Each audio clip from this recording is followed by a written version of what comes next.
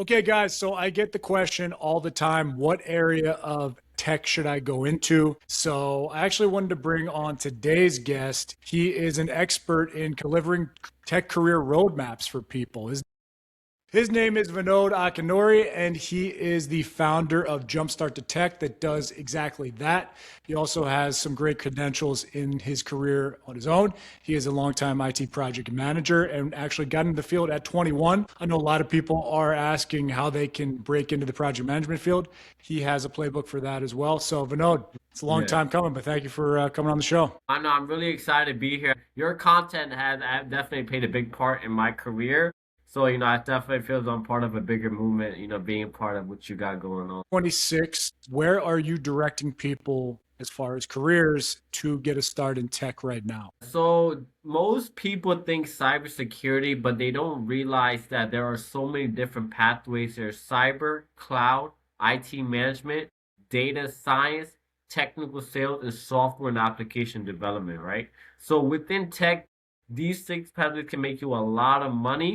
Typically, I see technical sales being the one popular pathway that's going to take off because everybody is trying to sell a product and solution. And as AI is advancing, it's going to allow more opportunities for people who want to get into sales. Okay, so tech sales is your number one target right now for people.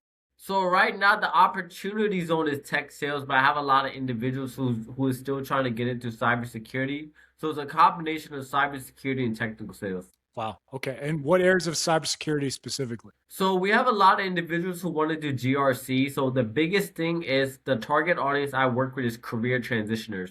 You can actually fast track your tech career by 4+ years if you had transferable skill sets. So most individuals don't realize when you're working inside of a tech role, if you're doing documentation, reporting, analyzing data, organizing with key stakeholders, that's all part of being a part of a tech role. So if you understand how your transferable skills align, you can get into roles such as GRC, tier one cybersecurity. You can do a little bit of data science and AI, but you got to first figure out how those skills can transfer to those tech fields. So, what are some of the personality kind of tells where you're talking to someone about their personality and you say, okay, this would be a great fit for cybersecurity, data science? Like, what are some key things you look for when you're kind of helping people?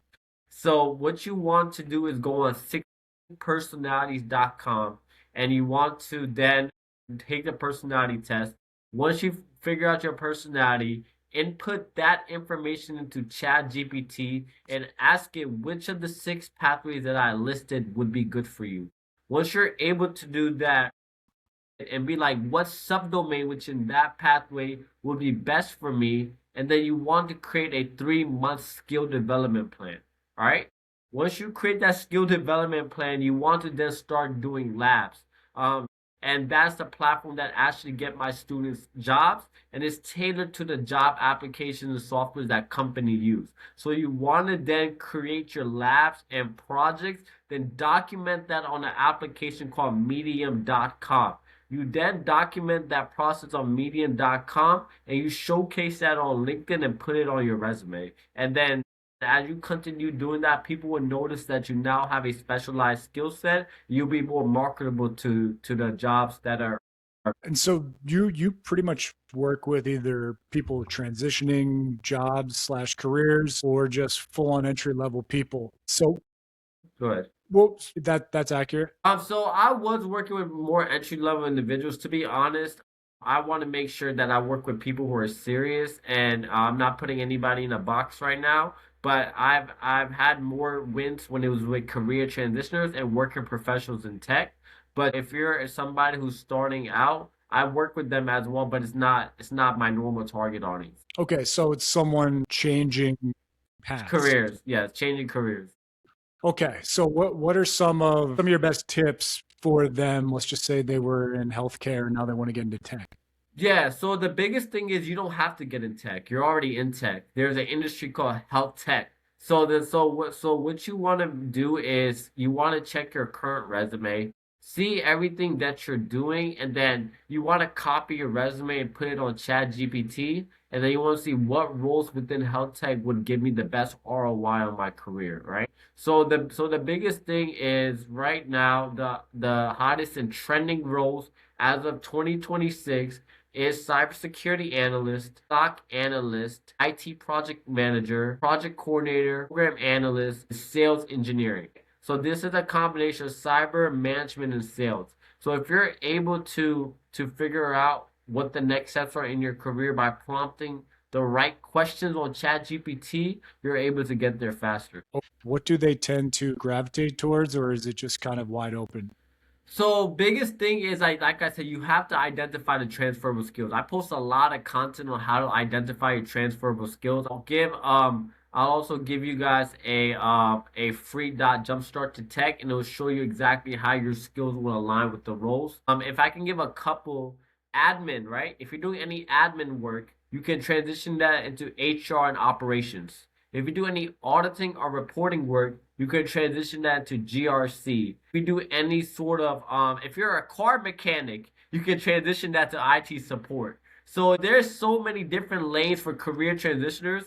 I'll be very honest with you, career transition will out earn more than college grads in 2026. If you really, really know what you're trying to do in tech, career transition will make more money than college grads. Wow. Okay. So, what are some of your kind of success stories? Guy was a plumber that became what? Like, Yeah, what are some yeah. examples? So we had somebody who was, working in marketing and they become an OZ analyst, open source intelligence analyst. So the biggest thing is like with them, we identified what the skills was needed and they got the certs and they've applied to the roles. So that is one example. We have another example of an individual who's working in sales. So he was sales, real estate sales. The biggest thing about sales is you're doing project management because you're selling. When you're selling, project management is all about needing people to the end goal of your project. So he transitioned sales into project management, got a project coordinator position. So there are so many things. We've also had an individual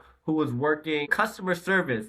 She was doing customer service and she got into an IT help desk analyst. You know why? Because at customer service, you're solving people problems. When you're solving people problems in IT support, you can also solve people problems as well. So that's why I will say this again, career transitioners have the best opportunity in 2026. So if you are a career transitioner and you want to transition into tech, you need to listen to this podcast now. So, what are some things you see going away?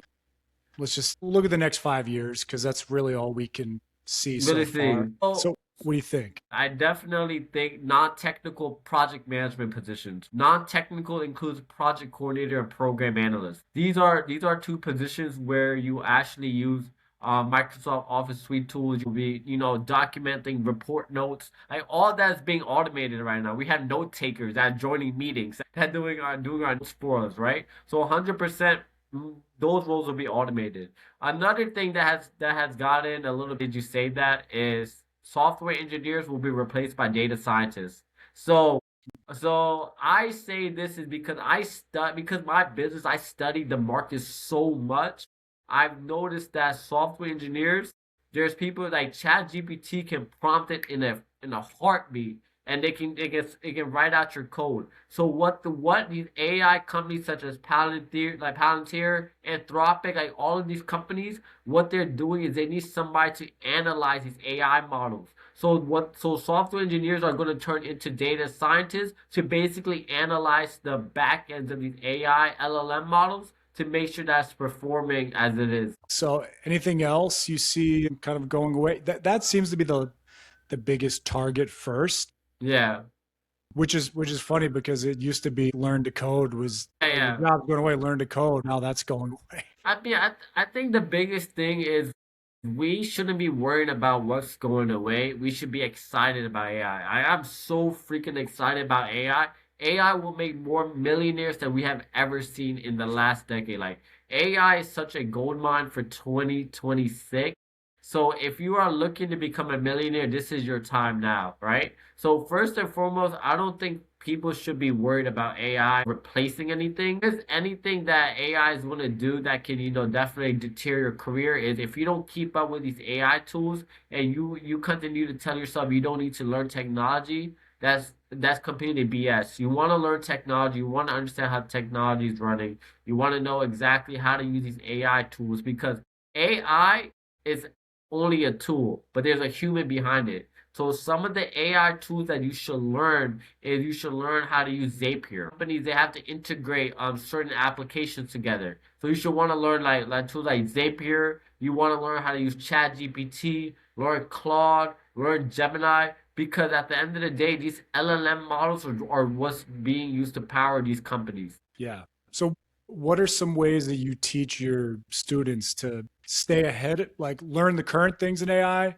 but also stay ahead of the next thing? Like everyone's on this, was Yeah. it Claude bot, right? So, how do you tell people to like let's nail the current thing, but also keep your eye on the next thing? So most definitely one one career is prompt engineering. It's a career that makes you up to 400K. I have seen so many I literally searched it up yesterday. I've seen so many companies prompt engineer internship.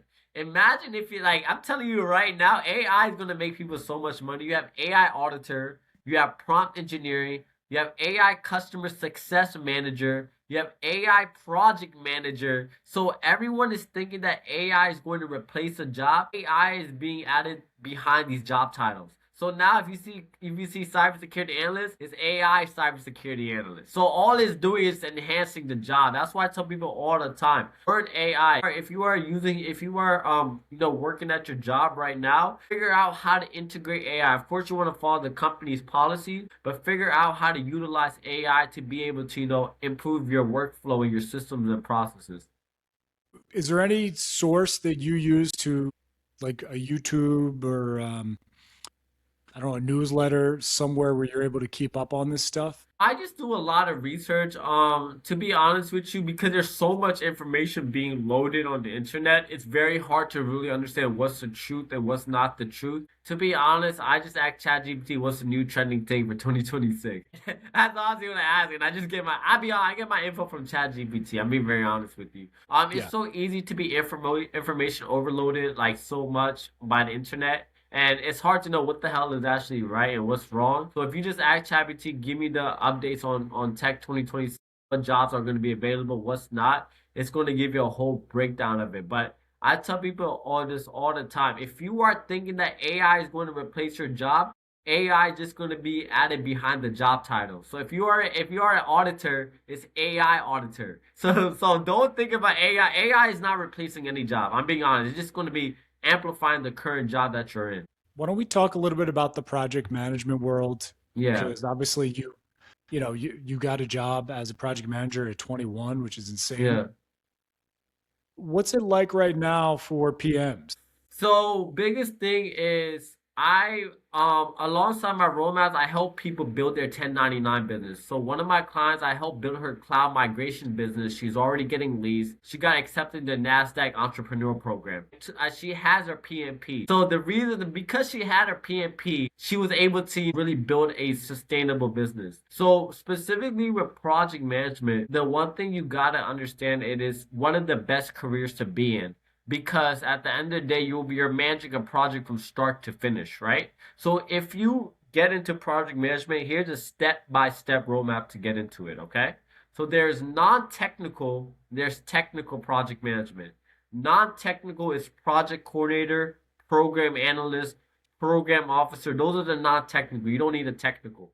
Now what's going to make you 200K plus is technical. So what you're gonna do is you want to start off in a basic cybersecurity role, cybersecurity analyst. As you scale your career, you might become a senior cybersecurity analyst. That itself is a project management position because now you're in a senior level position, right? So anything you look to do when you get into project management, as you level up your career, you get into a senior level position, you tend to actually gravitate towards a project manager role anyway. So you don't need to be in a very specific career. Whatever career you're in, just go for a senior level role. And I'm sure it will lead to a project management position. So do you tell people basically like if you're doing these functions, you can call yourself a project manager? If you're doing these functions, if you are, but you gotta have years of experience too. So the thing is, okay, the reason I broke into at 21 is I started my career as a teacher. Everybody said corporate government. I did the complete opposite of what everybody told me to do. Be honest with you, when I started off as a teacher and I scaled a program to $500,000 to help high school students get careers in tech, I didn't know what the hell I was doing because I'm like, my friends are working at JP Morgan and stuff, and I was so happy for them. But when you only know what you know, right? So when I was a computer science teacher, that was already project management. You're leading students, right? So the thing is, after I left that, I got into a non-technical PM role. So I didn't just go immediately go into management. So if you are a Gen Z right now and you want to get into a project management position, understand there's two ways for you to break in. You either fast track the process by going into a non-technical PM role and then you work your way up into a PM role later on. But as you are trying to get into a project manager role, just understand it's a five to seven-year experience that you should want to have to really, really be a very, very good PM. So, I mean, what are you seeing in PMs right now? Because I have a view of the market from my clients, but as far as the broader market, it's obviously just a slice. But what are you seeing are like the hottest PM skills and paths that people could take right now? 100% you want to become a technical project manager. One thing about your career is that if you want to make a lot of freaking money, become a technical PM. There are government contracts, there are government contractors, companies such as Deloitte, KPMG, Booz Allen, smaller government contracting companies that are hiring right now for a technical PM to be able to really really get the job. So learn cybersecurity, learn the components of cybersecurity, and then work your way up to a technical PM, bro. Do you ever get involved with like migration kind of ERP PMs or CRM PMs?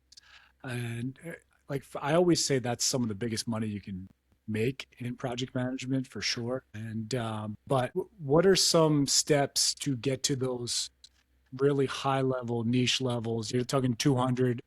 I've seen 150 an hour, easy. Yeah, yeah. But what are some steps you have them take for that? So first and foremost, you need to have years of experience. That is important. So you can't beat that, okay? So you have to have years of experience. Once you have years of experience, there are government contracting companies that you can be a part of. The biggest thing is when you want to get into a technical PM role, you want to learn an operating system called Linux. So Linux is an operating system that a lot of companies use. So you want to learn like basic things such as Linux. You want to learn the common tools that cybersecurity professionals use, such as Wireshark, Nmap, Burp Suite. These are just common tools that cybersecurity professionals use. But if you want to make that 200K mark, you need to go from an entry to mid to senior level profession. There are some careers where you can like what is it, fast track the process a little bit, but project manager is that one career. I'm not gonna BS anyone. You legitimately need to build a very strong work experience and history. Yeah. And you have your PMP, correct? I'm telling you, PMP will make millionaires. Will make not even millionaires, billionaires. I went to Monaco. I went to Monte Carlo. If you're familiar with Monaco, so I went to Mhm. Monaco for a couple of days. I was just just observing how people live life out there. Everybody there managing people. Nobody is actually like doing the work. So why is project management the best field? Because it makes millionaires. Why are these entrepreneurs getting? You think these entrepreneurs who are making billions and millions of dollars, they're not working 16 hours a day. They're probably working like 4 hours a day, and they're telling the people they're working with, hey, can you get this job done? So if you want to become a project manager, you really like you got to think outside the box for project management. The thing with project management is that every entrepreneur is a PM. Like just like you, Chris, like you are running a podcast, but you're technically managing your podcast. You are getting in, develop some entrepreneur skills. But the one cert that will amplify the heck out of your career, I'm not exaggerating, it's the PMP certification. That one cert will make you so much money, and it has made my clients a lot of money as well. If you get the PMP cert, you should 100% be making 130K plus. And Yeah. that because the thing about the PMP cert is you're going to learn certain things such as schedule management, project management, learning about change management. You're just going to learn about different management and how these different management types play in different positions within tech. And if you learn that, you'll be able to really, really like amplify your career.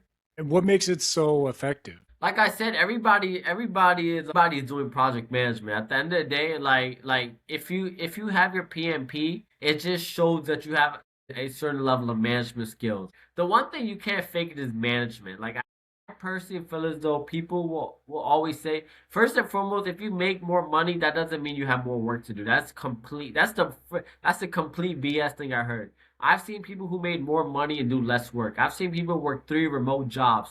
They're not even doing half the work. They're just telling other people to do the work. Now I'm Yeah. not saying as a PM like you're gonna be doing that, but I'm just saying like don't expect like if you're gonna make more salary that you're gonna be bombarded with so much work because that's honestly far from the truth. I always say it's kind of like Counterintuitive. really it's a skill of covering their ass. They're hiring you to cover their ass. So you have to convince them by hiring you that they don't have to worry about stuff. At the end of the day, not everybody can be a project manager. You have to have a certain level of like demeanor, personality. First, you gotta have the personality type, right? I'm an ENTJ commander, right? That is my personality type. IT management suits me because I can't sit behind a desk for 8 hours a day. I go crazy. So I need to be around. I need to go talk to people. I need to go shake hands. So if you want to be a project manager, understand that you better understand that it's going to be difficult at times.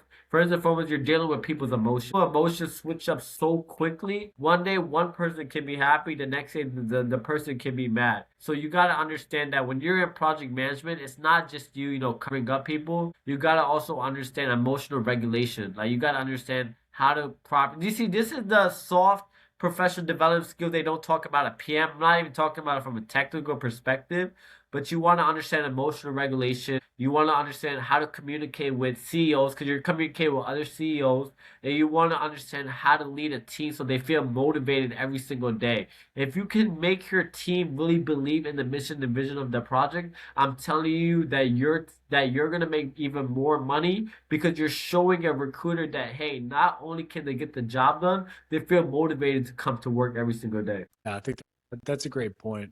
I think to me, that's among the best, if not the best career path to take for most people. It's Yeah, definitely right there for a lot of people. But if you can't really deal with personalities, it can be tough. But yeah.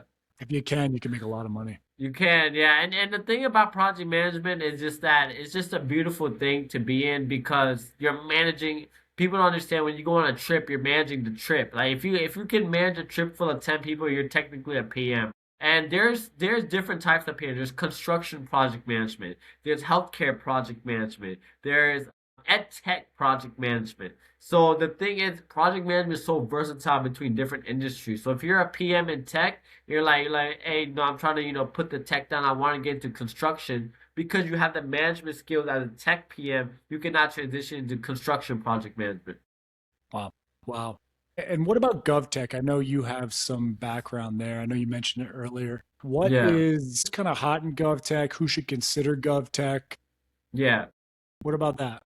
So within cybersecurity, the management position is ISO-ism, right? So Information Security Officer Management. So with GovTech, you're gonna find yourself that within GovTech, the management position, the roles are named differently. So ISO-ism, RMF. You want to learn a framework. If you want to get into GovTech, the number one framework you want to learn is Risk Management Framework. That is also a framework that's used in project management. You got to manage risk. You want to learn RMF, and another thing you want to learn is model based system engineering, MBSC. So that is if you learn RMF and you learn MBSC, I'm telling you it's going to increase your chances of getting into a government contract position. And about like what are we talking pay wise for GovTech versus Yeah, yeah. commercial? Like what is the difference exactly? Are the benefits better? Obviously, there's government contracting companies, which are I guess those are technically private, but they're like how does that Mhm. work exactly? So there's federal government and there's government contracting. Mhm. So the thing is, with the government shutdown, you're gonna find yourself with getting a lot of government contracting positions. So we talked about it offline, but Clearance Jobs, shout out Clearance Jobs. If Katie sees this podcast, I'm shouting her out right now. Clearance Jobs, they have small government contracting companies. So you can literally, look for these small government contract companies, the roles that's listed for them, and then if you understand what those roles are asking for, you can actually contact the CEO. So you can actually cold call the CEO and be able to like tell them, hey, I see that you have a position listed on your website, and because it's a very small government contract company, they'll remember you. They'll actually might put you on that contract. Couple of companies on top of my man, Take Two Consulting. Take Two Consulting is a government contract company. Bryce Tech. That's another government contracting company. We have SAIC. So there's a lot of government contracting companies to be able to put yourself in. And so, do you direct a lot of people that way? What are the advantages of GovTech versus commercial? So, hear me? Yeah, So the biggest thing about GovTech is if you have a clearance, the clearance plays a very, very big part in GovTech. It is one of the few things that will actually make you stand out and make you. It's like a golden ticket for your career. Like if you're looking for that Willy Wonka golden ticket, get a clearance, right? And also they say you should never let your clearance expire. So when you get your security clearance, it automatically puts you in roles that a lot of people can't get their clearance. Within GovTech, certifications are labeled as such as IAT Level 1, Information Assurance, IAT Level 2, IAT Level 3. So if you get in with an IAT Level 3, which is like the CISM, the CISA, like these certifications, you're guaranteed to, not guaranteed, but you can make upwards of like 100K plus. So the government, they have a DoD framework they use. It's IAT level 1, IAT level 2, IAT level 3. So if you get an IAT level 3 position, you'll make around 140K. IAT level 2, those are like the security plus. So you want to make sure that you understand that. And then like I said, I have the whole framework on my Instagram as well if anybody's looking for it. that's definitely something people should check out as soon as possible because Yeah. that's one end. We know the government's not going anywhere. I don't know about some of these Yeah, other yeah. industries. The thing with GovTech is that it's a lot of money to be made, but you also, with